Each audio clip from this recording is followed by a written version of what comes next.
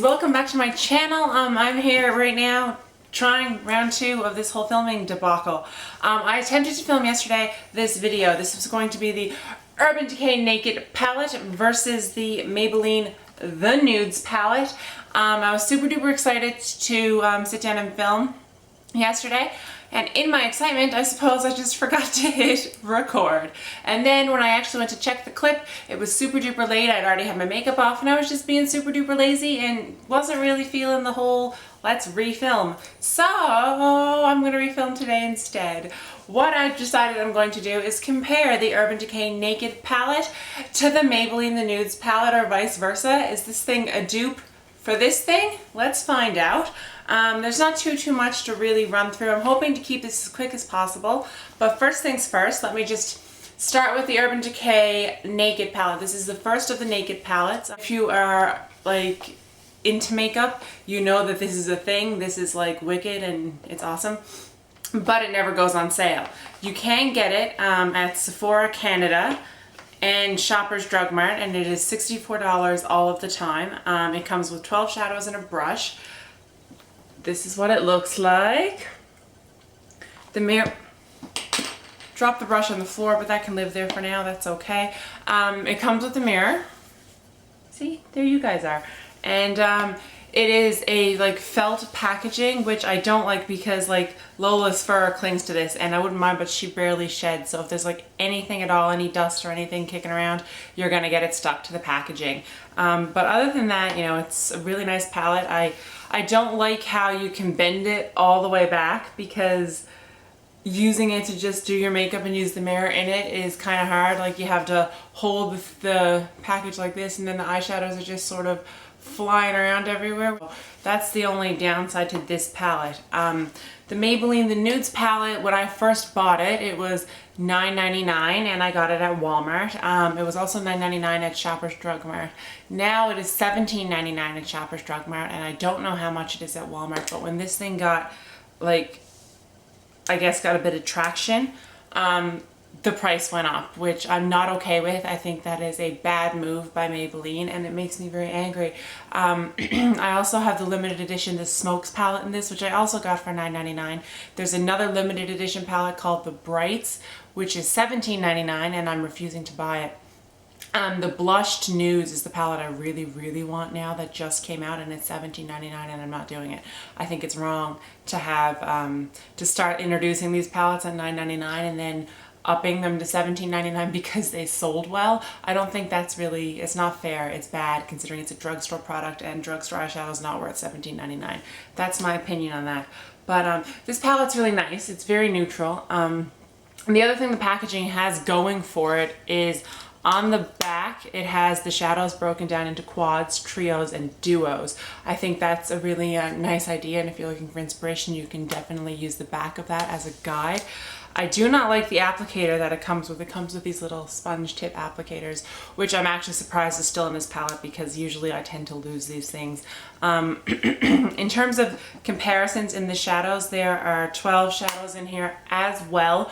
The biggest, I guess, difference I noticed in this palette, in these two palettes, is that this palette actually has more matte shadows. It has more transition colors for your crease.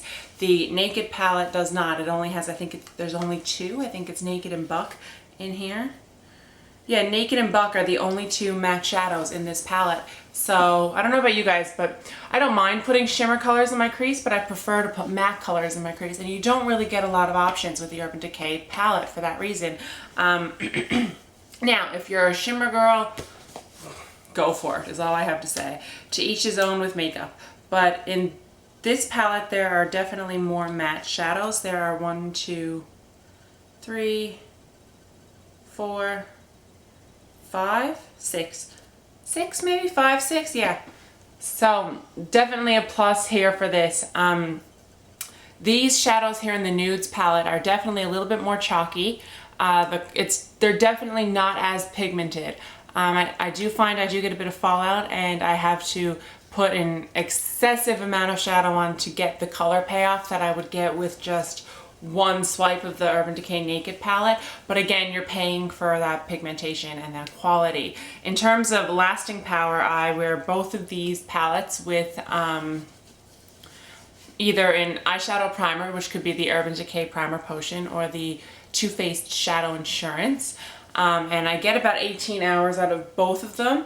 I prefer this one in terms of longevity because it does not crease after 18 hours. But with these shadows, around the 16-ish hour mark, you can tell you have makeup on and it's starting to crease. And it's not super duper noticeable, but you notice it when you're after wearing it for so long. And it almost feels a little bit heavy on the lids. And I assume it's because you're after packing on a little bit more shadow than you would with the Urban Decay palette just to get that color and payoff.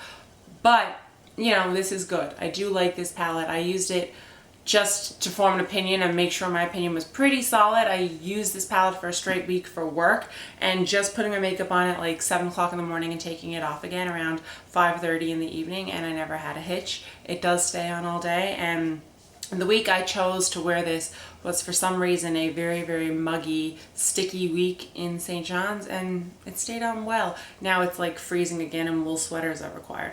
Welcome to June. But overall, the staying power is pretty decent. But if you are doing a like 18-hour day, I totally would recommend this instead. Or if there's a big event you're going to and you just want to ensure and you want to feel super positive that your makeup is not going anywhere, I would grab the Urban Decay Naked palette. I'm just going to do a couple of quick little swatches. Is the Nudes palette a dupe for the Naked palette? I don't think so. I think the Nudes palette is great if you're on a budget and you're looking for some options, and the drugstore definitely provides them. But I truly believe, and I've said this from day one on my channel, if you're going to go high-end on anything in your makeup collection, it should be your eyeshadows, because you know what, they're just amazing. I'm going to swatch the Half Baked Shadow by Urban Decay right now.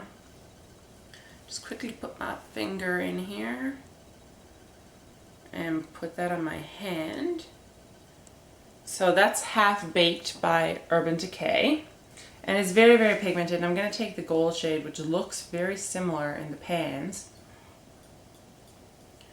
and swatch it right next to it from, okay, so the Half Baked is a bit more coppery from Urban Decay than the gold is on the bottom there from Maybelline.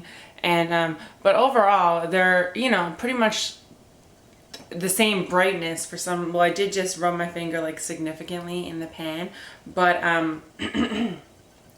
it's definitely, you know, decent. But just for the record, the Urban Decay is a lot creamier on my hand, and it feels like, you can tell as soon as you just swatch it, you feel the blendability of the shadow by Urban Decay more so than the Maybelline, the Nudes. But they're both really good, as you can see here by the color payoff. The other shadow I feel like are pretty much the same are the blacks. So Creep by Urban Decay. I'm just gonna swatch that right there. And the black shadow from Maybelline. In terms of color, they're pretty much the same. So that's what they look like next to each other, and they pretty much look identical to me. So those are the only two shadows in the palette that I noticed that seemed kind of similar. But again, it's to each his own with makeup. The Urban Decay, as you guys know, is a lot more expensive, but I feel like it is worth the money just for the colors, because they are neutrals and I am a neutral girl, and you know what, you can't go wrong. You can never have too many neutral palettes in your collection. But the Nudes palette, whoops, now has a lot of eyeshadow on the front, haha, has a few more options in terms of matte and crease colors. So it really just depends on A, your budget, and B, how into makeup are you willing to be. This is a girl who, I'm talking to you guys as a girl who has like 29 palettes or something, so probably a bit obsessive, but I do feel like they're both good palettes for different reasons, and it really just depends on you and what you want as the person who's wearing the makeup. So I wish you the best of luck in making your decision. I hope I was able to help you a bit, because I do like both of these palettes and I like them for different reasons. If you've used either one of these palettes, let me know down below. Do you think the Maybelline The Nudes is a dupe for the Urban Decay Naked palette? Because I don't think it is, just based on color pigmentation and the creaminess and blendability and all that good stuff. But I think it is definitely an affordable option, and there's nothing wrong with using that palette. So tell me down below what you think on that. If you guys like these types of videos, give this one a thumbs up, and I'll try to do some more. I'm gonna link my Makeup Madness palettes collection down below, and if there's any palettes in there that you want me to pin up against each other and do a few more videos like this, tell me down below and I will gladly put them on the list of things to film for you guys. But that's pretty much it for me on this one, so don't forget to subscribe to my channel and we can hang out some more, and I will see you all in my next video. Bye guys!